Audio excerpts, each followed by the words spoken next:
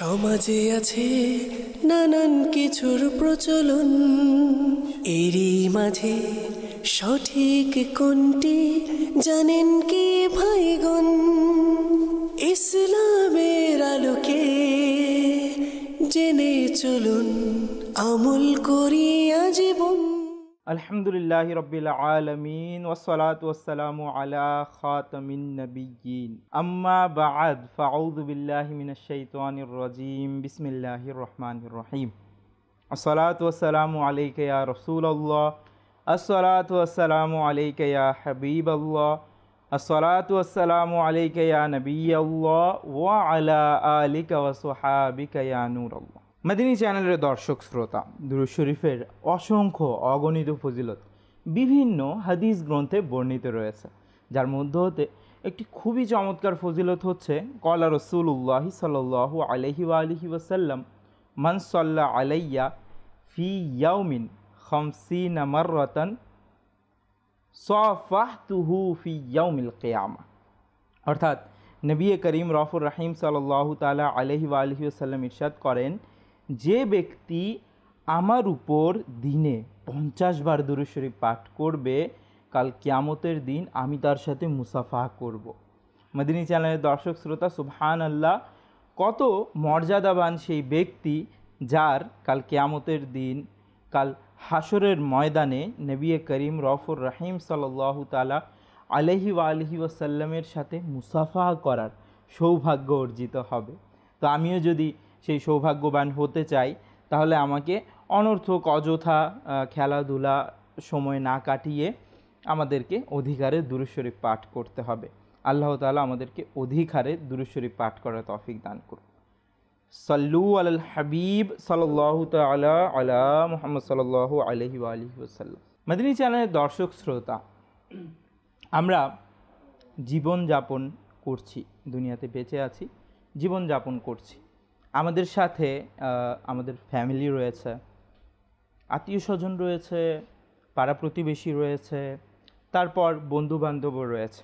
যেখানে আমরা কাজ করি সেখানে আমার সহকর্মী রয়েছে, কলিগ রয়েছে। তারপর যদি আমি পড়ালেখা করি তাহলে আমার সহপাঠী রয়েছে, ক্লাসমেট রয়েছে।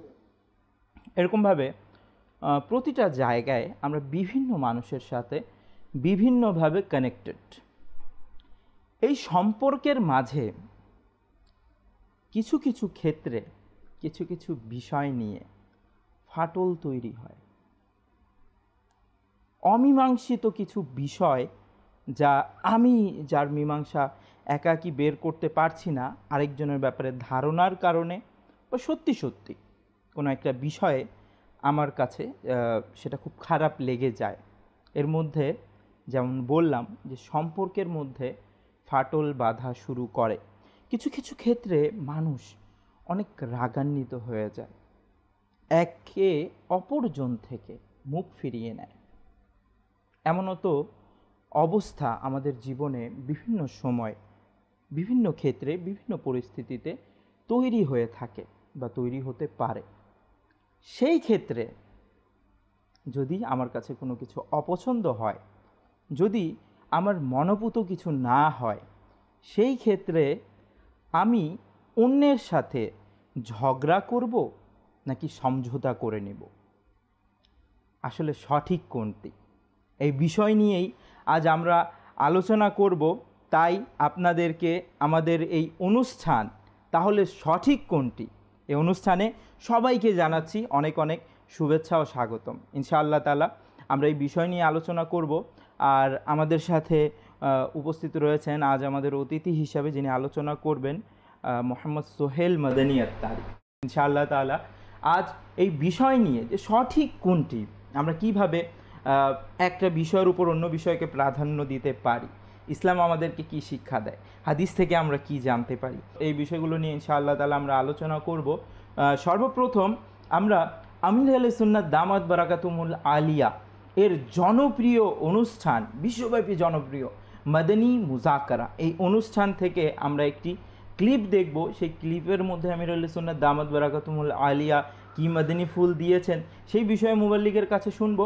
তারপর আমরা আমাদের বিষয়ভিত্তিক আলোচনার দিকে এগিয়ে যাব ইনশাআল্লাহ তাআলা।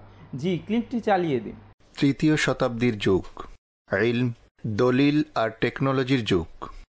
কিন্তু নবযুগে আমরা অনেক ধরনের কুসংস্কারে লিপ্ত রয়েছি, আর আমাদের আশেপাশের সমাজে অনেক ধরনের অশুভ প্রথা, কুসংস্কার আর মনগড়া দৃষ্টিভঙ্গি ছড়িয়ে পড়েছে। আচ্ছা, এই বিষয়ে আজকে আমরা যে অশুভ প্রথা বা কুসংস্কার প্রসঙ্গে কথা বলবো তা হচ্ছে এটি। এই ব্যাপারে এশিয়া মহাদেশে এই রকম দৃষ্টিভঙ্গি রাখে। এক দর্জি ছিল, তার এক শিষ্য ছিল হয়তো। অতএব সে বিরক্তির কারণে অযথা কেচি নিয়ে খেলছিল। তখন গুরু তাকে বলছিল হয়তো, এরকম করো না। তখন শিষ্য জিজ্ঞাসা করেছে হয়তো, কি হবে? তখন গুরু বলেছে হয়তো, ঝগড়া হবে। এই তর্কের সুবাদে তাদের ঝগড়া হলো হয়তো। অতএব এটা প্রসিদ্ধ হয়ে গেল যে অযথা কেচি ব্যবহার করলে ঝগড়া হয়। সুতরাং আমির আহলে সুন্নাতের নিকট এটা জানতে চাইব, আসলেই কি অযথা কেচি ব্যবহার করলে ঝগড়া হয়ে যায়, নাকি এটা শুধু কল্পকথা, এর কোনো বাস্তবতা নেই? প্লিজ বলে দিন, কি বাস্তবতা অযথা কেচি চালানোতে? কি এর কল্পকথা?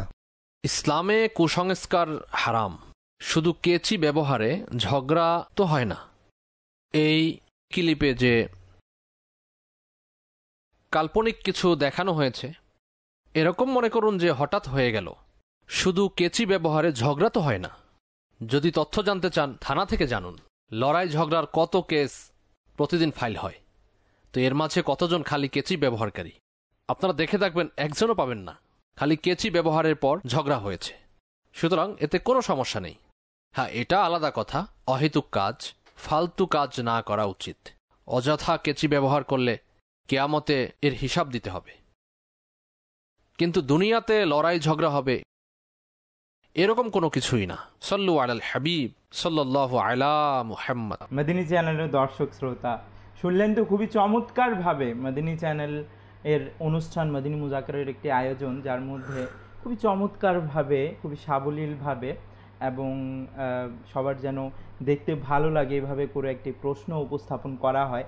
এবং আমির আহলে সুন্নাত দামাত বারাকাতুহুল আলিয়া খুবই চমৎকার করে তথ্যবহুলের আলোচনা করেন। তো এই বিষয়ে আমাদের আজকের আলোচক মুবাল্লিগে দাওয়াত ইসলামী সোহেল মদিনী ভাই কি বলেন সেই বিষয়ে জানবো। জি, আপনি এর মদিনী ফুলের ব্যাপারে আপনি কি বলবেন? আলহামদুলিল্লাহি রাব্বিল আলামিন ওয়াসসালাতু ওয়াসসালামু আলা সাইয়্যিদিল মুরসালিন আম্মা বা'দ। মাশাআল্লাহ, যেই ক্লিপটি আমরা দেখলাম খুবই চমৎকার একটি বিষয়, যা আমাদের উপস্থিত এবং যারা দর্শকবৃন্দ তাদের জন্য খুবই শিক্ষণীয়। আমাদের সমাজের মধ্যে কিছু কথা এমন প্রচলিত রয়েছে যে কথাগুলো যখনই আমরা ওই বিষয়গুলো বা জিনিসগুলো দেখি, তখন আমাদের কাছে ওই কিছু কুসংস্কার যেটা বলা হলো এই বিষয়গুলো উঠে আসে। যেমন কেচি ধরলে ঝগড়া হয়, অনেকে বলে রুমাল ব্যবহার করলে ঝগড়া হয়, এরকম বিভিন্ন কথা আমাদের সমাজে রয়েছে। আর এটার আপনার তথ্য হিসাবে আমাদের শেখ তরিকত আমির আহলে সুন্নাত দামাত বারাকাতুহুল আলিয়া খুব সুন্দর বুঝিয়ে দিলেন যে আপনি থানাতে গিয়ে যদি রিপোর্ট নিয়ে দেখেন, তাহলে দেখবেন কেচি ধরার দ্বারা কতটি ঝগড়া হয়েছে, আর এমনি যে কেসগুলো আসে সেগুলোর মধ্যে ঝগড়া হয় সেটা কি কারণে হয়।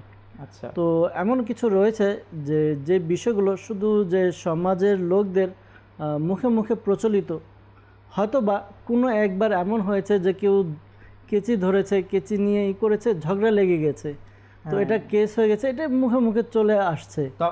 মানে একটি অপসংস্কৃতি বা বলতে পারবো একটা কুসংস্কার, হ্যাঁ, কুসংস্কারের উপর আমাদের আস্থা চলে আসে হঠাৎ একটি ঘটনা ঘটে গেলে, যদিও বা সেই ঘটনার কারণ অন্যটা বা অন্যান্য অনেকগুলো ঘটনা এই কারণ ছাড়াও ঘটে থাকে, তারপরও আমি যেহেতু একটা বিশ্বাস করে নিয়েছি, তো সেই ক্ষেত্রে কি হয়, আমার সাথে যখন এই ঘটনাটা ঘটে যায় কোনোভাবে কোনো মতে, মাঝে মাঝে হয় কি, আমি মনে করি যে আমরা কোনো একটা কিছু আমাদের মাথায় থাকলে সব কিছুকে ওটার সাথে রিলেট করতে চেষ্টা করি, মানে মিলাতে চেষ্টা করি আমরা। হ্যাঁ, তারপর একটা জিনিস পেয়ে যায় আর আমাদের আস্থা সেটা মিথ্যা কথাই হোক না কেন বা কুসংস্কারই হোক না কেন, সেটার মধ্যে পুক্তা হয়ে যায়, বেড়ে যায়, দৃঢ় হয়ে যায়। যে বিষয়টা আমি দেখলাম, আরে এমনটাই তো হয়েছিল। এগুলো যখন দৃঢ় হয়ে যায় তখন আমাদের অন্তরের মধ্যে এটা বসে যায় না আসলে এটা সত্য, যদিও বা বাস্তব যে বিষয়টি সেটা ওই রকম থাকে না। আমির আহলে সুন্নাত খুব সুন্দরভাবে এই বিষয়টি তুলে ধরেছেন যে ঝগড়া বিবাদ লাগার অনেক কারণ রয়েছে। আমরা যদি খুঁজে দেখি, আজকে যেহেতু অনুষ্ঠানের বিষয় নেওয়া হয়েছে কোনটি সঠিক, ঝগড়া বিবাদ বা মীমাংসা সমঝোতা করা, তো ঝগড়ার ব্যাপারে যে বিষয়টি এসেছে, তো ঝগড়া লাগার বা ঝগড়া হওয়ার, সংগঠিত হওয়ার অনেকগুলো কারণ রয়েছে। শুধু আমরা যদি একটার মধ্যে দেখি এমন না, আমাদের ব্যবহারের মাধ্যমে, আমাদের কাজের মাধ্যমে দেখা যায় আমাদের সমাজের মধ্যে ঝগড়া বিবাদ লেগেই থাকে। ছোট ছোট বিষয় নিয়ে ঝগড়া, বড় বিষয় নিয়ে ঝগড়া, বিভিন্নভাবে ঝগড়ার উৎপত্তি হয়ে যায়। জি, মেদিনী চ্যানেলের দর্শক শ্রোতা, অবশ্যই এরকমই ঘটে, বিভিন্ন কিছু হয়। তো এই কারণগুলো ইনশাআল্লাহ আমরা বিস্তারিতভাবে সোহেল মাদানী ভাইয়ের থেকে শুনবো। জি, সোহেল মাদানী ভাই ব্যাপারে যদি আরো। জি জুনাইদ ভাই, আমি এই বিষয়ে একটি কথা বলবো। যেহেতু অনুষ্ঠানের নাম আপনি নিয়েছেন, তাহলে সঠিক কোনটি? জি, বিষয়বস্তু এটি। তো সঠিক কোনটি, এটা হচ্ছে অনুষ্ঠানের নাম বিষয়বস্তু সমঝোতা নাকি ঝগড়া। জি, তো সঠিক তো ওইটি হবে যেটা আমাদের জন্য উপকারী, অবশ্যই যেটা আমাদের জন্য উপকার হবে, যেটা আমাদের জীবনে ভালো হবে, সেই বিষয়টাই সঠিক হবে। এখন আমরা যদি দেখি ঝগড়া এবং সমঝোতা দুইটি বিষয় নিয়ে যদি আমরা আলোচনা করি, দর্শকদের সামনে আমরা উপস্থাপন করব ইনশাআল্লাহ তাআলা, তখন আমরা বুঝতে পারবো যে আমাদের জন্য ঝগড়া করা এটা উপকারী নাকি সমঝোতা করা উপকারী। যখন আমরা এই দুইটি বিষয় নিয়ে আলোচনা করব, তখন আমাদের দর্শকবৃন্দ যারা আছে তাদের অন্তর থেকে, তাদের মাইন্ড থেকে এই বিষয়টি আস্তে আস্তে ক্লিয়ার হবে যে ঝগড়া করলে আমার জন্য ভালো হবে নাকি আমি সমঝোতা করে নিলে ভালো হবে।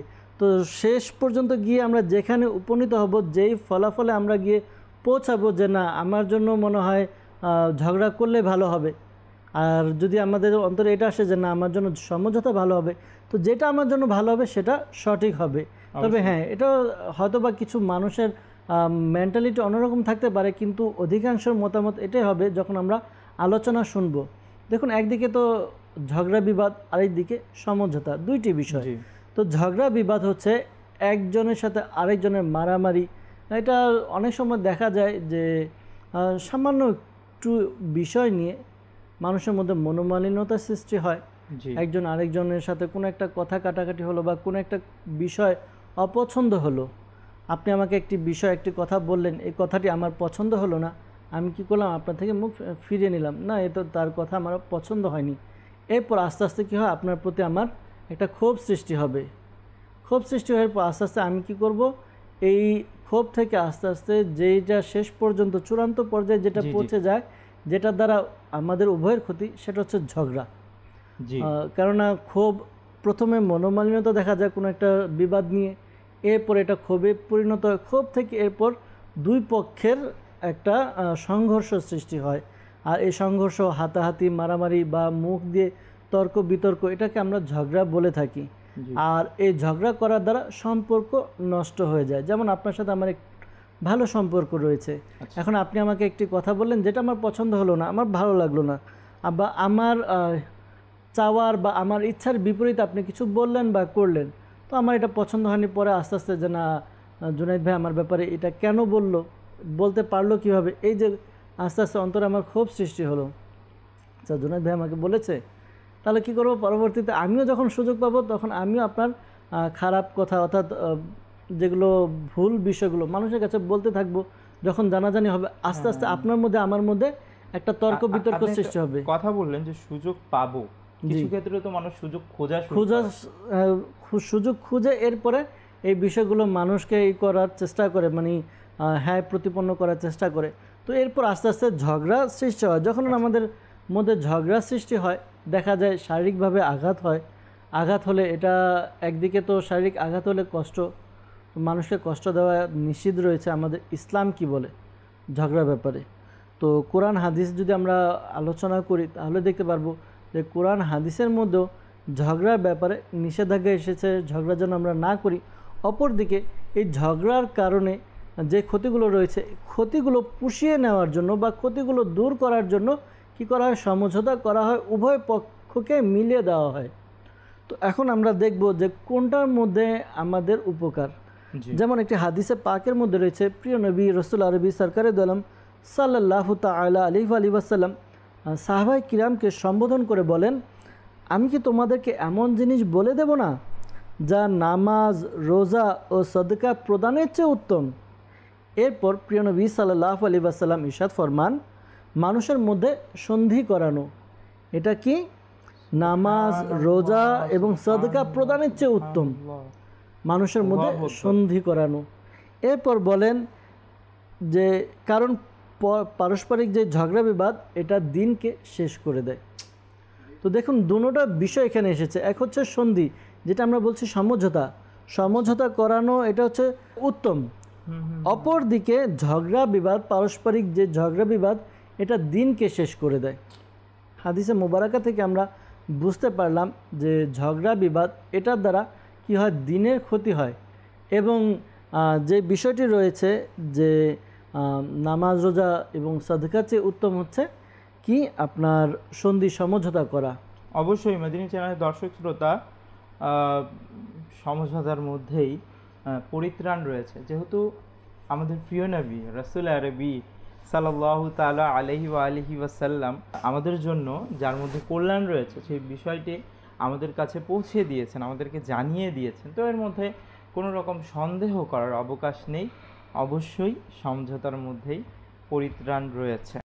তো এরই সাথে সমঝোতা করব, কিভাবে করব, তারপর কিভাবে করতে পারবো, নিজেকে নিয়ন্ত্রণ কিভাবে করতে পারবো, রাগ তো চলে আসে, আরও অনেক কিছু বিষয় রয়েছে ইনশাআল্লাহ। একটা বিষয় খেয়াল করবেন জুনাইদ ভাই, যখন মানুষ ঝগড়া বিবাদ এই বিষয়টিকে বেছে নেয় তখন মানুষের মধ্যে শত্রুতার সৃষ্টি হয়, মানুষের ভেতরকে এতভাবে নষ্ট করে দেয় যে অন্য কিছু মানুষকে এত নষ্ট করতে পারে না। ঝগড়া বিবাদের যে একটা থাকে যে প্রতিশোধ নেওয়া বা শত্রুতা, এটা মানুষের, যদি মানুষ নামাজি হয়, রোজাদার হয়, রোজা রাখে, তাসবিহ তাহলিল পাঠ করে, ওয়াজিফা পাঠ করে, নফল নামাজ আদায় করে, সঙ্গে যদি কেউ ঝগড়াও করে, তো এই ঝগড়া কী করে, তার অন্তরকে, তার ভেতরকে নষ্ট করে দেয়, যেমন দিনকে নষ্ট করে দেয়। হাদিসে মুবারাকা যেটা আমরা শুনলাম, তো এ থেকে বোঝা যাচ্ছে যে আমি যদি নামাজ পড়ছি, আমি সিজদা করছি, রুকু করছি, আল্লাহ তাআলা ইবাদত করছি, তাসবিহ তাহলিল করছি, কিন্তু সাথে ঝগড়াও করছি, এরকম অনেক লোক আছে আমাদের সমাজে, নাই এমন অনেক আছে আমাদের সমাজের মধ্যে যে আমরা ইবাদতও করছি পাশাপাশি ঝগড়াও করছি।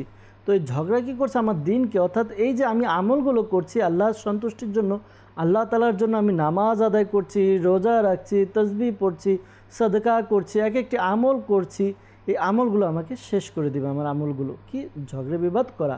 তো ঝগড়া বিবাদ কতটা ক্ষতিকর, সহিহ মুসলিম শরীফের এক হাদিসে পাকের মধ্যে রয়েছে, নবী করিম সাল্লাল্লাহু তাআলা আলাইহি ওয়াসাল্লাম ইরশাদ ফরমান, প্রতি সোমবার ও বৃহস্পতিবার সমস্ত মানুষের আমল আল্লাহ তাআলার দরবারে পেশ করা হয় এবং বেহেশতের জান্নাতের দরজা খুলে দেওয়া হয়। সর্বদাই তো সমস্ত মানুষের আমল আল্লাহ তাআলার সামনে থাকে। আল্লাহ তাআলা প্রত্যেক ব্যক্তির আমল সম্পর্কে অবহিত, এমনকি অন্তরের ভেদ সম্পর্কেও আল্লাহ তাআলা অবগত যে কার অন্তরে কি কল্পনা আসে। আর প্রশ্ন হলো যে আল্লাহ তাআলার দরবারে যে আমল পেশ করা হয়, তো এই আমল পেশ করা হয় শুধুমাত্র ওই ব্যক্তির ব্যাপারে এসেছে যে তাদের আমল আল্লাহ তাআলার দরবারে পেশ করা হয় না যারা আল্লাহ তাআলার সাথে অন্য কারো শরিক করে এবং পরস্পর ঝগড়া বিবাদ করে। একটু চিন্তা করি কত সাংঘর্ষিক এবং মর্মান্তিক বিষয় যে প্রতি সোমবার দিন এবং বৃহস্পতিবার দিন আমাদের আমলগুলো আল্লাহ তাআলার দরবারে পেশ করা হয়, কিন্তু বদ নসিব বা দুর্ভাগা তারাই যারা ওই কাজের মধ্যে লিপ্ত থাকে, কি আল্লাহ তাআলার সাথে অন্য কাউকে শরিক করা, অংশীদার করে এবং যে পরস্পরের মধ্যে ঝগড়া বিবাদ রাখে। তো এই দুইটি বিষয় যখন আমাদের মধ্যে থাকবে তখন আমাদের আমলগুলো পেশ করা হবে না, জান্নাতের দরজাও খুলে দেওয়া হয় ওই দিন, কিন্তু এই দুই শ্রেণীর ব্যক্তিরা এ থেকে বঞ্চিত থাকে। তো দর্শকবৃন্দ, আমরা বুঝতে পারি যে ঝগড়া বিবাদ করলে, আপনারাও জানেন এগুলো, এটা আমরা জানি এই বিষয়টি, ঝগড়া ব্যাপারে আমরা জানি যে ঝগড়া আমরা আমাদের সন্তানকেও শিক্ষা দিই যে বাবা যখন বাইরে বের হও ঝগড়া করিও না, ঝগড়া করিও না, ঝগড়া করা খারাপ কাজ। কিন্তু দেখা যায় আমি কিন্তু ঝগড়ার মধ্যে লেগে যাই, লিপ্ত হয়ে যাই। কেউ আমাকে কোনো কথা বলল, আজকে আমাদের মধ্যে ইলমে দিন না থাকার কারণে এই বিষয়গুলো দেখা যায় যে আমরা বলি, নিজেরা বলি, কিন্তু আমরা আমল করতে পারছি না। কারণ কি, আমাদের মধ্যে ইলমে দিনের ওই প্রভাবটি নেই। যে কেউ যদি আমাকে গালি দিল বা আমাকে কিছু বলে দিল, আমাকে মারধর করলো, আমি ধৈর্য ধারণ করি, এই বিষয়টি আমাদের মধ্যে নেই। এই বিষয়গুলো না থাকার কারণে দেখা যায় কি আমরা উত্তেজিত হয়ে যাই, কেউ আমার সাথে খারাপ ব্যবহার করলো। কিন্তু আউলিয়া কিরামের জীবনী যদি আমরা দেখি, আউলিয়া কিরামের জীবনী, তাদেরকে যদি কেউ কষ্ট দিত, তারা কি করতেন? এটার প্রতিশোধ নিতেন না। প্রতিশোধের আগুনে জ্বলে পুড়ে ছাই হয়ে আজকে আমরা এত দূর পৌঁছে যাই, আমাকে প্রতিশোধ নিতেই হবে। জি, কেন ভাই প্রতিশোধ নিতে হবে? কেন ক্ষমা করতে পারি না আমি? আমার কাছে তো দুইটি অপশন আছে। কেউ আমাকে কষ্ট দিল, যেটা আমি বললাম, আমার সাথে কারো মনোমালিন্যতাও হয়েছে, তাকে আমি মাফ করে দেই, তাকে মাফ করে দিলাম। যখন আমি মাফ করব, সম্পর্ক আমার অটুট থাকবে। যখনই আমার মধ্যে প্রতিশোধের আগুন জ্বলে উঠবে, তখন কি হবে? এই প্রতিশোধের আগুনের কারণে দেখা যাবে যে আমাদের সাথে সম্পর্ক নষ্ট হবে। অনেক সময় তো এমনও দেখা যায় যে জুনায়েদ ভাই, যে কারোর মধ্যে, দুইজনের মধ্যে, আপনার আমার মধ্যে একটু কিছুটা বিবাদ রয়েছে, এটা একটা সময় এমন হয় পুরো সমাজের মধ্যে চলে যায়। এই তো কিছুদিন পূর্বে আমি প্র্যাকটিক্যাল দেখলাম, আমাদের গ্রামের বাড়িতে আমি গিয়েছিলাম, আপনাদের সাথে হয়তো শেয়ারও করেছিলাম আমি বিষয়টি। যে আমাদের এলাকার এক ছোট ছোট ইয়ং ছেলে 2-3 জন কী করলো, নিজেদের মধ্যে একটা ঝগড়া করলো কোনো এক বিষয় নিয়ে। তো ঝগড়া করার পর এরপর এটা কয়েকদিন পর এমন হলো যে পুরো সমাজের মধ্যে এখন 2টি গ্রুপ হয়ে গিয়েছে।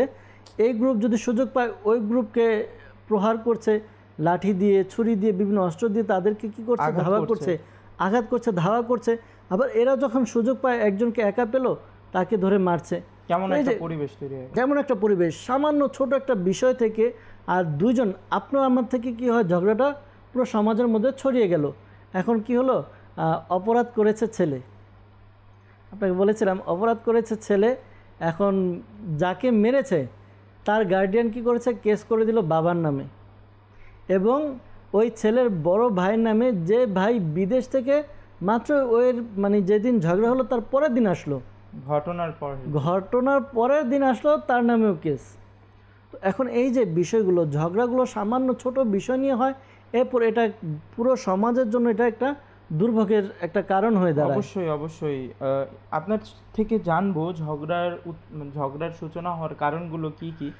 এর আগে অনেক দর্শক শ্রোতাও আমাদের সাথে রয়েছেন, অনেকে কলও করেছেন, তো অবশ্যই তাদের কলও অনুষ্ঠানে শামিল করব। জি, কল চালিয়ে দিন। আমার নাম আবুল হাসান আব্দুল্লাহ, তেরোখাদা থানা, জেলা খুলনা। আপনাদের মাদারি চ্যানেল আমি দেখি, আমার কাছে খুব ভালো লাগে। ঈমান এবং আমলের কথাবার্তারা বলে আমি দেখি, আমি ভক্ত। আপনাদের দোয়া কামনা। মাশাআল্লাহ, মারহাবা, আল্লাহ তাআলা বরকত দান করুক। অবশ্যই মেদিনী চ্যানেল দেখতে থাকবেন এবং যা দেখবেন এর থেকে যা শিখবেন তার উপর আমল করার চেষ্টা করবেন। জি, আরেকটি কল চালিয়ে দিন। আমি গাজীপুর থেকে। আপনাদের মাদানী চ্যানেল খুব সুন্দর লাগে, আমি সব সময় দেখি, পরিবারের সবাই দেখে, ওনাদের কাছেও ভালো লাগে। আপনাদের অসংখ্য ধন্যবাদ। আচ্ছা, মাশাআল্লাহ, আল্লাহ তাআলা বরকত দান করুক, সবাইকে সুস্থ রাখুক, নিরাপদ রাখুক। মেদিনী চ্যানেলের দর্শক শ্রোতা, ঝগড়া, সমঝোতা, এই দুটি ব্যাপার। একদিকে তো ঝগড়া যেমন মারাত্মক একটি বিষয়, অন্যদিকে সমঝোতা এটা অনেক বড় বড় বিপদ থেকে আমাদেরকে রক্ষা করে।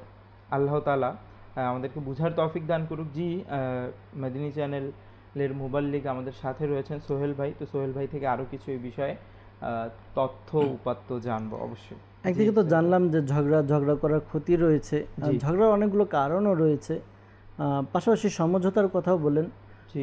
কেউ যদি সমঝোতার মধ্যে চলে আসে না, তো দেখা যাবে যে সমাজের মধ্যে অশান্তি অনেকটাই দূর হয়ে যাবে। অবশ্যই অনেকটাই দূর হয়ে যাবে। কারণ দেখা যায় যে আমরা সমঝোতা করতে রাজি নই, আমরা প্রতিশোধ নিতে রাজি। অনেকে আছে এমন, হয়তো বা আপনিও বলতে শুনেছেন, যখন ঝগড়া লাগে তখন বলে যে আমাকে মেরেছে, যেভাবে হোক, পারি আর না পারি আমিও ঝগড়া করব। পারি বা না পারি তার সাথে আমিও তাকে যদি সুযোগ পাই তাহলে তাকে আমি কি করব। এটা অত্যন্ত আফসোসের বিষয় যে এমনটা হওয়া উচিত নয়। একজন মুসলমান হিসেবে আমাদের উচিত আমরা যেন নিজেদের মধ্যে ধৈর্যের এই বিষয়টি নিয়ে আসি। ধৈর্য যখন আমরা ধরতে জানবো, আমরা যখন ধৈর্যশীল হব, তখন আমাদের জীবন থেকে আস্তে আস্তে এই বিষয়গুলো, প্রতিশোধের বিষয়গুলো চলে আসবে। মোট কথা আমাদের মধ্যে ধৈর্য বিষয়টি অনেক কম দেখা যায়। বুজুর্গানের দিন তাদেরকে কেউ যদি, যেমন আমাদের প্রিয় নবী সাল্লাল্লাহু আলাইহি সাল্লামের উপর অমুসলিমরা, কাফেররা কত অত্যাচার করেছে, আল্লাহ নবী সাল্লাল্লাহু আলাইহি সাল্লাম যদি হাত তুলে দিতেন পুরো কাফির অমুসলিম বরবাদ হয়ে যেত, কিন্তু আল্লাহ নবী সাল্লাল্লাহু আলাইহি সাল্লাম হাত তুলেননি। তাহলে আমি ইসলামের দাওয়াত কাদেরকে দেব? ক্ষমা করেছেন। বুজুর্গানের দিন যখন কোনো ব্যক্তি বুজুর্গানের দিনদের অত্যাচার করেছে, তখন তারা ধৈর্য ধারণ করেছেন, মাফ করে দিয়েছেন। এক বুজুর্গ রাহমাতুল্লাহ তাআলা আলাইহির ব্যাপারে এসেছে যে এক ব্যক্তি ওই বুজুর্গ রাহমাতুল্লাহ তাআলা আলাইহিকে খুব উত্ত্যক্ত করছিল, বিভিন্ন কথা বলছিল। তো তিনি রাস্তা দিয়ে যাচ্ছিলেন, তো যেতে যেতে এক জায়গায় গিয়ে দাঁড়ালেন, বললেন তোমার যদি আরও কিছু বলার থাকে আমাকে বলে নাও, কারণ এই সামনের যে এলাকাটা আছে এটা আমার এলাকা। আমি যদি ওইখানে যাই আর যদি লোকজন দেখে তুমি আমাকে বকাঝকা করছো, আমাকে ভালো মন্দ বলছো, তাহলে এলাকার লোক হয়তো তোমাকে কষ্ট দিবে। তোমার যদি আরো কিছু বলার থাকে আমাকে বলে নাও। অর্থাৎ সেই ব্যক্তি, সেই বুজুর্গ রহমাতুল্লাহি তাআলা আলাইহিকে গালিগালাজ কষ্ট দিচ্ছে, আর তিনি তাকে বাঁচানোর পন্থা খুঁজছেন যে তুমি ওইখানে গেলে তো আমার এলাকার লোক। স্বাভাবিক বিষয়, কারণ বুজুর্গানের দিন তাদের তো সুনাম, অবশ্যই তাদের সুনাম আছে এলাকার মধ্যে। তো যখন এলাকার লোকদের সামনে যখন তাকে কিছু বলবে, লোকেরা তো ছেড়ে দিবে না। সেই জন্য বললো তোমার যদি কিছু বলার থাকে তাহলে তুমি আমাকে বলে নাও, সামনে আমার এলাকা আছে, তোমার হয়তো ক্ষতি হবে। তো আমাদের বুজুর্গানের দিন তাদের জীবনীটাই এমন ছিল যে তাদের জীবনী পড়লে আমরা জানতে পারি যে ঝগড়া যদি কেউ তাদের সাথে করতো বা তাদেরকে কষ্ট দিত, তারা ধৈর্য ধারণ করে মাফ করে দিতেন। একটি বিষয়, রাগ, আমি ঝগড়ার অনেক বড় একটি কারণ রাগকে দেখতে পাই। আপনি এই ব্যাপারে কি বলেন যে রাগ কিভাবে এই ঝগড়া করাতে মানুষকে উদ্বুদ্ধ করে? আসলে এখানে একটি বিষয় ক্লিয়ার করব যে রাগের ব্যাপারটি বললেন, অনেকে এমনটা বলে যে রাগ আসে, যে রাগ করা হারাম, রাগ করা হারাম। তো রাগ করা হারাম এমনটা নয়, কারণ রাগ এটা একটা স্বাভাবিক বিষয় যা মানুষের অন্তরে চলে আসে। রাগ কোনো কারণে রাগ চলে আসে, ইমোশন, এটার মধ্যে চলে আসে। তো এটাকে হারাম বলা যাবে না। হ্যাঁ, রাগের বশবর্তী হয়ে যদি মানুষ কোনো ক্ষতিকারক কোনো কিছু করে দেয়, যেমন আমার রাগ গুনাহের দিকে পা বাড়ায়, গুনাহের দিকে অগ্রসর হয়, তখন এই কাজটা তার হারামের দিকে চলে যাবে, নাজায়েজের দিকে চলে যাবে, গুনাহের দিকে চলে যাবে। কেননা আমার মধ্যে রাগ আসলো, যেমন কোনো একটা কথার কারণে আমার রাগ আসলো, কিন্তু আমি আপনাকে বলছি না, কিছু বলছি না, না ধমক দিচ্ছি, না প্রতিশোধ নিচ্ছি, কিছু করছি না, তো আমার এই রাগ আসাটা তো আপনার কোনো ক্ষতি সাধন করছে না, তো এটা হারাম হবে না। হ্যাঁ, যদি রাগের কারণে আমি কোনো আক্রমণ করি, আঘাত করি, তখন এটা চলে যাবে খারাপের দিকে। তো রাগ অবশ্যই যখন আসবে আমাদেরকে দমন করতে হবে, কেননা যখন রাগের বশবর্তী আমরা গুনাহের দিকে ধাবিত হব, তখন দেখা যাবে এই রাগের কারণে আমার জীবন নষ্ট হয়ে যাবে। হাদিসে মুবারাকার মধ্যে এসেছে যে প্রকৃত বীর সে নয় যার অনেক শক্তি রয়েছে, অনেক সাহস রয়েছে, সে কুস্তিতে বড় বড় পালোয়ানকে হারিয়েছে, এটা বীরত্ব নয়, এটা বীর নয়। বীর তো সে যে প্রকৃতপক্ষে রাগকে দমন করতে পেরেছে, আর যে ব্যক্তি রাগ দমন করবে তার জন্য জান্নাতের সুসংবাদ রয়েছে। আচ্ছা, আরেকটা কারণ ঝগড়া করার হয়, মানে আমরা বলি যে আমার আত্মসম্মান বোধ, হ্যাঁ, আত্মসম্মানে লাগে ব্যাপারটা। আমি যদি তাকে কিছু না বলি আর সে যদি আমাকে কিছু বলে চলে যায়, তাহলে তো আমার মান সম্মান থাকবে না এলাকাতে। হ্যাঁ, মানুষ কি বলবে, আমার কোনো পাওয়ার নাই, হ্যাঁ, আমার কোনো ক্ষমতা নেই, দাপট নেই। আসলে এক্ষেত্রে আমরা যদি দেখি জুনায়েদ ভাই, ঝগড়া বিবাদ লাগার অনেক অনেক কারণ রয়েছে। কেউ যদি ঝগড়া করতে চায় তাহলে তো সে ঝগড়া করার মানে 126টা 125টা মানে যত মানে অনেক সুযোগ খুঁজবে যে না আমি ঝগড়া করি। ছোট ছোট বিষয় মানে কোনো কিছু থেকে বলে না যে পান থেকে চুন খসলে বাস পেয়েছি, ঝগড়া করতে হবে। কিন্তু আমাদের মেন্টালিটি হতে হবে পজিটিভ। সবসময় যখন আমরা পজিটিভ থাকবো তখন দেখা যাবে যে এই ঝগড়া বিবাদগুলো আসলে ঝগড়া বিবাদের মধ্যে কি রয়েছে, আমার কতটুকু উপকার রয়েছে। কেউ যদি আমাকে একটা গালি দিল, তো আমার শরীরে না একটা পশম ছিঁড়েছে, না আমার শরীরে এসে লেগেছে। সে গালি দিয়েছে, সে আমাকে কোনো কটূক্তি করেছে, তার মুখ নষ্ট হয়েছে, সে যে আমাকে গালি দিল এটা আমার কিছু হয়নি। তো এই বিষয়টা আমাকে উপলব্ধি করতে হবে যে না, ঝগড়া থেকে আমাকে বাঁচতে হবে। এটি খুবই সুন্দর হাদিস শরীফ। ক্বালা রাসূলুল্লাহ সাল্লাল্লাহু আলাইহি ওয়া আলিহি ওয়াসাল্লাম, মান তাওয়াদাআ লিল্লাহি রাফাআহু আল্লাহু। সুবহানাল্লাহ, সুবহানাল্লাহ। যে আল্লাহ তাআলার জন্য বিনয়তা অবলম্বন করবে, আল্লাহ তাআলা তার মর্যাদা বাড়িয়ে দিবেন। সুবহানাল্লাহ, সুবহানাল্লাহ। একদিকে আমার এই হাদিস শরীফ বলার দ্বারা উদ্দেশ্য যে আমাদের প্রিয় নবী রাসূল আরবি সাল্লাল্লাহু তাআলা আলাইহি ওয়া আলিহি ওয়াসাল্লাম আমাদেরকে বলছেন, আমাদেরকে জানাচ্ছেন যে মানুষের মর্যাদা কিভাবে বৃদ্ধি পায়। স্বয়ং আল্লাহ তাআলা যার মর্যাদা বৃদ্ধি করেছেন, তারই তো প্রকৃত অর্থে মর্যাদা বৃদ্ধি হয়েছে। আর যার মধ্যে যেটা ভুল, অর্থাৎ যে যা এর বিপরীত, তাতে আমি যতই মনে করি বা যতই আমার ভুল ধারণা এর মধ্যে থাকুক না কেন, কখনোই তার মধ্যে কখনো আমার মর্যাদা লাভ হবে না, তার মধ্যে আমি সম্মান পাবো না। তো কেনই আমরা প্রতি উত্তর করার মাঝে, গালিগালাজ করার মাঝে, আবার পুনরায় প্রহার করার মাঝে, প্রহারে গালিগালাজে উত্তর প্রতি উত্তর করার মাধ্যমে আমি নিজের সম্মানটা খুঁজে নিচ্ছি? কেন এমন হচ্ছে না যে সমঝোতার মধ্যে, বিনয়তার মধ্যে, যার মধ্যে স্বয়ং আল্লাহ তাআলা মর্যাদা রেখেছেন, যার মধ্যে সম্মান মহান আল্লাহ তাআলা দিয়েছেন, যেই ব্যাপারে প্রিয় নবী রাসূল আরবি সাল্লাল্লাহু তাআলা আলাইহি ওয়া আলিহি ওয়াসাল্লাম আমাদেরকে জানিয়েছেন, সেই দিকে আমরা কেন যাচ্ছি না?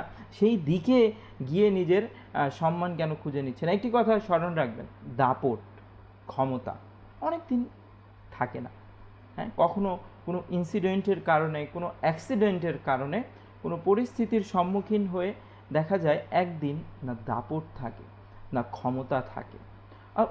সব কিছু থাকলো, যতদিন আপনি জীবিত ছিলেন ততদিন আপনার দাপটও ছিল, ক্ষমতাও ছিল, গায়ের জোরও ছিল, সব ছিল, লোকবলও ছিল, সব ছিল। কিন্তু একদিন তো মৃত্যুবরণ করতে হবে। কুল্লু নাফসিন যায়কাতুল মউত, একদিন তো মৃত্যুর স্বাদ গ্রহণ করতে হবে। তো তখন যখন মৃত্যুবরণ করবেন, তখন আপনাকে মানুষ কিভাবে স্মরণ করবে? একটু চিন্তা করুন তো। এভাবে যে ওই লোকটা ঝগড়াটে ছিল, এইভাবে ওই লোক তো একটুতেই রাগান্বিত হয়ে যেত। এভাবে যে যাক, একজন মানুষ মারা গিয়েছে, বেঁচেছি তার অনিষ্টতা থেকে, তার অত্যাচার থেকে, তার অযথা রাগ এবং ঝগড়া থেকে। এভাবে মানুষ আমাকে স্মরণ করবে না তো? একটু নিজের ব্যাপারে চিন্তা করি। মানুষকে জিজ্ঞেস করার দরকার নেই, নিজের ব্যাপারে চিন্তা করি। আমি কয়টা বিষয়ে যেখানে আমি চুপ থাকলে, ধৈর্য ধারণ করলে রাগ নিয়ন্ত্রণ করতে পারতাম, কিন্তু করিনি। অন্যদিকে এমন মানুষ যারা সবসময় ঝগড়াকে এড়িয়ে চলে, ইগনোর করে, যেখানে ঝগড়া হবে সেখানে যায় না, যেখানে দু কথা বাড়বে সেখানে কথাই বলে না, এমন মানুষকে এখনও হয়তো বা আমরা শুনেছি আমাদের মুরব্বীদের থেকে, ওই লোকটা ছিল না, ওই পরিবারটা ছিল না, তারা না কারোর সাথে ঝগড়া করতো না, তারা না সবসময় চুপচাপ থাকতো। কেউ দু কথা বলে গেলেও তারা প্রতি উত্তর করতো না। কেমন হবে যে আমি যখন ইন্তেকাল করব, মানুষ এভাবে নিজের ভালো স্মরণে আমাদেরকে স্মরণ রাখবে। আল্লাহ তাআলা আমাদেরকে বুঝার তৌফিক দান করুক। জি, মদিনী চ্যানেল এর মুবাল্লিগ সোহেল মাদানী ভাই আমাদের সাথে রয়েছেন, আরও কিছু ঝগড়ার বিষয়ে জানব। আসলে দুই গ্রুপের মধ্যে যে মারামারি হয় তার রক্তপাত এবং পারিবারিক পরস্পরের বাড়ি ঘরের মধ্যে মানে একে অপরের ঘর জ্বালিয়ে দেওয়া, বাড়ি ভাঙচুর করা, বিভিন্ন রকম ক্ষতির সম্মুখীন হতে হয়। অনেকে এটা জানে না যে কি কারণে ঝগড়া হলো, কি হলো। একজন ঝগড়া করে, এটার ফল আরেকজন ভোগ করে। তো যেটা বলেছিলাম এর আগে, তো ঝগড়ার বিপরীত যেটা মীমাংসা সম্পর্কে কুরআনে পাকের বিভিন্ন স্থানে আমাদেরকে আদেশ দেওয়া হয়েছে যেন আমরা সমঝোতার মধ্যে আসি। যেমন কুরআনে পাকে সূরা হুজুরাতের আয়াত নাম্বার 9 মধ্যে আল্লাহ রাব্বুল আলামিন ইরশাদ ফরমান, আর মুমিনদের দুদল পরস্পর যুদ্ধে লিপ্ত হলে তাদের মাঝে তোমরা মীমাংসা করে দিও। এরপর তাদের মাঝে একদল অন্য দলের বিরুদ্ধে সীমালঙ্ঘন করলে যে দল সীমালঙ্ঘন করে তারা আল্লাহর সিদ্ধান্তের দিকে ফিরে না আসা পর্যন্ত তোমরা তাদের বিরুদ্ধে যুদ্ধ করো। এরপর তারা আল্লাহ তাআলার দিকে ফিরে এলে তোমরা উভয়ের মাঝে ন্যায়পরায়ণতার সাথে মীমাংসা করে দিও এবং সুবিচার করো। নিশ্চয়ই আল্লাহ সুবিচারকারীদের ভালোবাসেন। এই যে এই আয়াতে মোবারকে আমরা শুনলাম যে যখন পরস্পর মুমিনদের দুই দল কী করবে, ঝগড়া লাগবে, তখন তাদেরকে মীমাংসা করিয়ে দেওয়ার জন্য বলা হয়েছে। আল্লাহ রাব্বুল আলামিন অন্যত্র ইরশাদ ফরমান, লোকদের গোপন সলা পরামর্শে প্রায় কোনো কল্যাণ নিহিত থাকে না। অবশ্য কেউ যদি গোপনে কাউকে দান করার জন্য উপদেশ দেয় অথবা কোনো ভালো কাজের জন্য অথবা লোকদের পরস্পরের কাজকর্মের সংশোধন করার জন্য কাউকে কিছু বলে, তবে তা নিশ্চয়ই ভালো। এছাড়াও হাদিসে মুবারাকের মধ্যে এসেছে, হযরত আবু হুরায়রা রাদিয়াল্লাহু তাআলা আনহু থেকে বর্ণিত, প্রিয় নবী সাল্লাল্লাহু আলাইহি ওয়াসাল্লাম বলেন, প্রতিদিন যেদিন সূর্য উদিত হয় মানবদেহের প্রতিটি গ্রন্থির জোড়া সাদকা আদায় করা প্রয়োজন। দুই ব্যক্তির মাঝখানে সুবিচার সহকারে সমঝোতা স্থাপন করে দেয়া, এটা হচ্ছে সাদকা। তো আমাদের উচিত যে যখনই আমরা সুযোগ পাবো তখন সমঝোতা করাবো, কেননা পবিত্র এবং উত্তম কথাবার্তা এগুলো সাদকা হিসেবে পরিগণিত।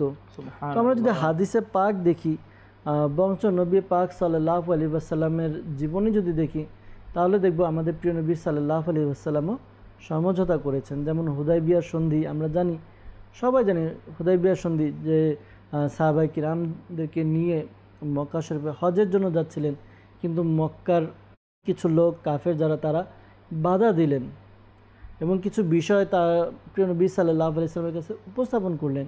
তো 6টি বিষয় সেখানে সন্ধি হলো। আর এই সন্ধি কিন্তু পরবর্তীতে মক্কা বিজয়ের জন্য অনেক বড় এক অবদান রেখেছে। তো যখনই আমরা সমঝোতা করব, সমঝোতা যখন করব, তখন এই সমঝোতার মধ্যেই কল্যাণ নিহিত। অবশ্যই অবশ্যই কল্যাণ নিহিত সমঝোতার মধ্যে, ঝগড়া বিবাদের মধ্যে কোনো প্রকারেরই কল্যাণ নেই। যখন আমরা সমঝোতার দিকে আগাবো তখন দেখা যাবে আমাদের মধ্যে যে রাগ, হিংসা, বিদ্বেষ, এই বিষয়গুলো দূর হবে, চলে যাবে আস্তে আস্তে। কিন্তু যখন আমরা সমঝোতা থেকে দূরে আসব, তখন কি হবে, আমাদের অন্তরের মধ্যে ওই প্রতিশোধ, তারপর রাগ, ক্ষোভ, এগুলো চলে আসবে, যেগুলো মানুষের ক্ষতি আর ক্ষতিই করে। অবশ্যই হাদিসে পাকের মধ্যে এসেছে যে প্রিয় নবী সাল্লাল্লাহু আলাইহি ওয়াসাল্লাম এর এক সাহাবী তিনি বর্ণনা করেন যে ইমানদারদের সাথে একজন ইমানদারের সম্পর্ক ঠিক তেমন যেমন দেহের সাথে মাথার সম্পর্ক। সে ইমানদারের প্রতিটি দুঃখ কষ্ট ঠিক অনুভব করে যেমন মাথা দেহের প্রতিটি অংশের ব্যথা অনুভব করে। শরীরে যখন আমাদের ব্যথা হয় তখন এটা আমাদের মাথায় অনুভূত হয়, আমরা বুঝতে পারি যে না আমার শরীর ব্যথা, হাত ব্যথা, পা ব্যথা। ঠিক তেমনি একজন মুমিন আরেক মুমিনের এমনই, দেহের সাথে যেমন উদাহরণ দেওয়া হয়েছে। তো আমাদের কি করতে হবে, এই যদি আমরা রাগ করে থাকি তাহলে আমরা চলতে পারবো না। এটা মানে শরীরের উদাহরণ দিয়ে বোঝানো হলো। আমি আরেকটু ক্লিয়ার করতে চাচ্ছি।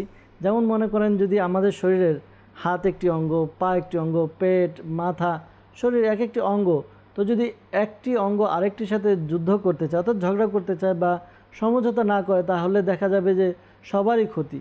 মুখ যদি ঝগড়া করলো, ঠিক আছে, সে খাবার নিল না, তো খাবার না নেওয়ার কারণে কী হবে, শরীর আস্তে আস্তে হাত পা সব মানে দুর্বল হয়ে যাবে। ঠিক আছে, যখন মুখ নিল খাবার, পেট সেটা হজম করলো না, তখন আমাদের কষ্টের বিষয়। অর্থাৎ প্রত্যেকটা, অর্থাৎ শরীরের একটি অঙ্গ যেমন আরেকটির সাথে ওতপ্রোতভাবে জড়িত, ঠিক তেমনি একজন মুসলমান আরেকজন মুসলমানের উপরে নির্ভরশীল থাকে। তো আমাদের উচিত যে আমরা ঝগড়া বিবাদ না করে আমরা কি একটি একতাবদ্ধ হই, আমরা যেন নিজেদের মধ্যে পরস্পরের সাথে মিলিত থাকি, সমঝোতার মধ্যে থাকি। ঝগড়া করব, দেখা যাবে যে অনেক সময় দেখা যায় ঝগড়ার কারণে দুই ভাই, আপন ভাই, তাদের মধ্যে কি সম্পর্ক ভালো না, এই সম্পর্ক ভালো না হওয়ার কারণে তৃতীয় ব্যক্তি এটার ফায়দা নেয়, উপকার নেয়, এই দুই ভাইয়ের মধ্যে আরও ঝগড়া বিবাদ লাগিয়ে একজন আরেকজনের সাথে মারামারি করায়। কিন্তু যদি দুই ভাইয়ের মধ্যে সমঝোতা থাকতো তাহলে কিন্তু কেউ তাদেরকে করতে পারতো না। যেমনটি আমরা পূর্বের যুগে কিন্তু এমন হতো যে যদি কেউ মনে করেন কোনো একটা রাজ্য দখল করতে চাইতো, তো সর্বপ্রথম কোথায় কার সাথে তার সম্পর্ক ভালো না বা কোনো কারণে ঝগড়া হয়েছে, সেটা খুঁজে সেই জায়গাটা খুঁজে বের করত। জি, সর্বপ্রথম সেই ব্যক্তিকে কি করত, তার দলে নিয়ে তার বিপরীতে লাগিয়ে দিত, লাগিয়ে দিয়ে এরপরে নিজের দলটা ভারী করে আঘাত করত। আমরা ছোটবেলায় ক্লাস 1 বা 2 এর মধ্যে গল্প পড়তাম যে এক বৃদ্ধ ব্যক্তি, তার কয়েকটি ছেলে আছে, তো সে দেখতো ছেলেদের মধ্যে মিল নেই, তো দেখলো বাবা গেল, দেখতে পারলো, বুঝতে পারলো যে এখন আমি যদি তাদেরকে মিল না করি তাহলে পরবর্তীতে ক্ষতি হবে, তারা একত্রে থাকতে পারবে না। তো তখন ছেলে সবাইকে, বাবা কি বললো যে সবাই একটি করে লাঠি নিয়ে আসো, তো সবাই একটি করে লাঠি নিয়ে আসলো, তো বললো এবার একটি ভেঙে ফেলো। তো যখন ভাঙার চেষ্টা করলো সহজে ভেঙে গেল, তখন আবার বলা হলো, আনা হলো লাঠি এনে, এরপর বললো সবগুলো একসাথে জোড়া দিয়ে বেঁধে নাও। এবারকে এক এক করে সবাইকে দিচ্ছে, ভাঙার জন্য ভাঙছে না। তখন বলছিল এই যে তোমরা যে একতাবদ্ধ যদি থাকো, সমঝোতার মধ্যে থাকো, ঝগড়া বিবাদ না করো, তাহলে তোমাদেরকে কেউ ভাঙতে পারবে না। তো এ থেকে বোঝা যায় যে যখন ঝগড়া বিবাদ হয় তখন নিজেও দুর্বল হয়ে যায়, কারণ আমার সাথে কেউ নেই। আমার সমাজে আশেপাশের সাথে যদি ঝগড়া থাকে তাহলে আমি একা, তখন আমি সহজে আমাকে মানুষ আঘাত করতে পারবে। কিন্তু যখন আমার সাথে সমাজে ভালো সম্পর্ক থাকবে, সমঝোতা থাকবে, নিজের পরিবারের ভাইদের মধ্যে সমঝোতা থাকবে, তখন মানুষ আমাদেরকে ক্ষতি করতে পারবে না। তো সব দিক দিয়ে আমরা যদি চিন্তা করি, সমঝোতার কোনো বিকল্প নেই। অবশ্যই মদিনী চ্যানেলের দর্শক শ্রোতা, তাহলে সঠিক কোনটির উত্তর এটাই যে সমঝোতাটাই সঠিক।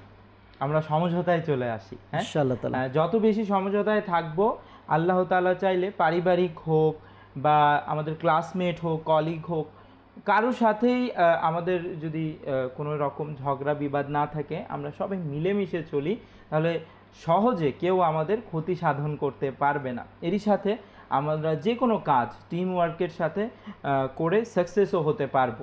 আল্লাহ তাআলা আমাদেরকে তৌফিক দান করুক। মদিনী চ্যানেলের দর্শক শ্রোতা, সময় শেষ হয়ে আসছে, এরই সাথে বিদায় নিচ্ছি। আগামী অনুষ্ঠান দেখার আমন্ত্রণ রইল।